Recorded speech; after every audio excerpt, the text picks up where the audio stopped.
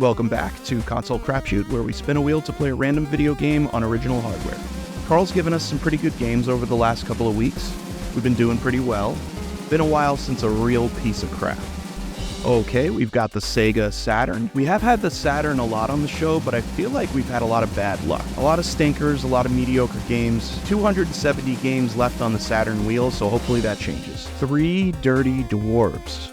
I don't think I've ever heard of this game. Just looking it up here on Wikipedia, it looks like a beat-em-up, like a side-scrolling Streets of Rage style game, developed by Appaloosa Interactive, who actually had a hand in 2 other Saturn games that we played, Contra Legacy of War, not good, Sky Target, kind of mediocre. But I have to say, this looks really interesting. This hand-drawn art style is really cool. Looks like there's a decent story here. Okay, so basically the story is that there's these kids. These kids are geniuses. They were kind of like made by the government, I guess, to be like the ultimate weapon, but they're just nerdy kids who are just geniuses. They're not like fighters. And they play Dungeons and Dragons all the time. And basically they somehow make a D&D campaign about these 3 dwarves, and in their campaign there's a portal to come to the real world, and then they essentially will the dwarves into coming into their world to save them from this government facility. These dwarves are just doing their normal quest as part of the story that they're in, and then they're brought into the real world. They land in a sporting goods store,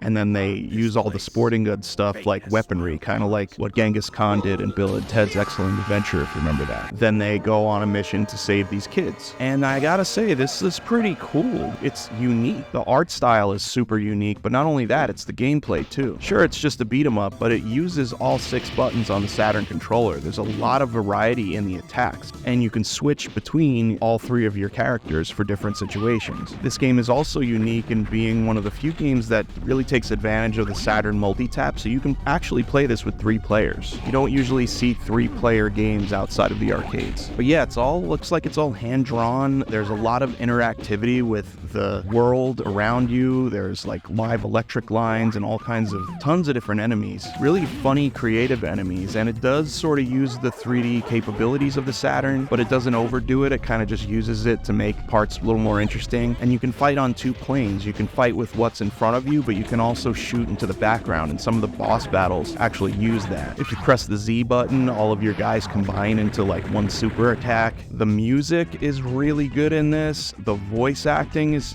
I don't know if it's good, it's funny. This is the kind of game I would just want to watch someone else play, so I could look at the stuff happening in the background. You fight an entire gym, like the building, and there's a bunch of people working out inside, and if you get too close to the window, they grab you, and then one of your characters disappears for a little while, and then they throw them out, and your character's all buff. It's so silly and funny. And speaking of that, like, you can keep playing the game as long as one of your 3 guys is alive. If one of your guys gets knocked down, it automatically switches to another guy, and then you can bonk the guy that's down on the head to revive him, basically. So as long as you keep reviving your downed characters, you keep playing. And yeah, this game is a huge surprise. There's a lot of fun to be had here. There's a lot of variety in the gameplay and the design. It's certainly not perfect. I'm noticing like a lot of hit detection issues. It can feel a little bit maybe sloppy in that regard. Right when you start to feel like you might be getting bored of the game, it just throws you another curveball. It's really doing a lot to keep you engaged. And they don't cheap out on the cutscenes either, on the animation. This animation stuff must have cost, a good amount of money, a good amount of effort. It's not between every single level, but